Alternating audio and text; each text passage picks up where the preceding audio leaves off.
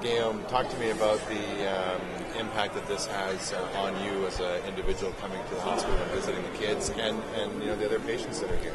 Yeah, we've been with a few teams, and every year, it's always special to go to the hospital and see the kids, and it's a tough time of the year for the families and the children that are in the hospital, and it kind of puts back everything in perspective for you, and I think it was a lot of fun. Guys enjoy it, and we went to the ER a little bit and saw not only kids but grown-up people, and they were enjoying it too. And it's always fun to try to get their minds off what's really bothering them, and if we can do that, that's great for us. Talk to us about what you hear from the other guys. There's 5 of you here today. I know some of the guys had mentioned to me that Talk to the Locker Room was a hospital visit. That's mine. I want that.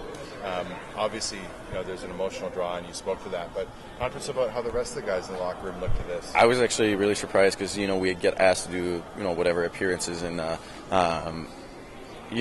there's only a couple guys that are asked to come to the hospital, and went to practice, and it came back, and I think it was 5 or 6 guys that signed up when only 2 were needed, and it just shows that everybody around Christmas time loves to go to the hospital and see the kids, and even though it's it is tough for the kids, it is tough for us too to see that. It is something that everybody wants to do because it is very enjoyable when you get here and you talk to those kids, and like I said, it puts everything back in perspective. Whatever little problems you have in your life makes it very, very minimal or very small compared to what some of those kids are going through. So it's a very growing experience.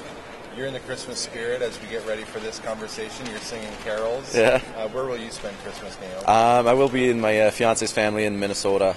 We're playing in Chicago the 22nd, and then we're off after that until the 27th, and I'll be going there. It's not so far from there, so I'll be going there for a few days.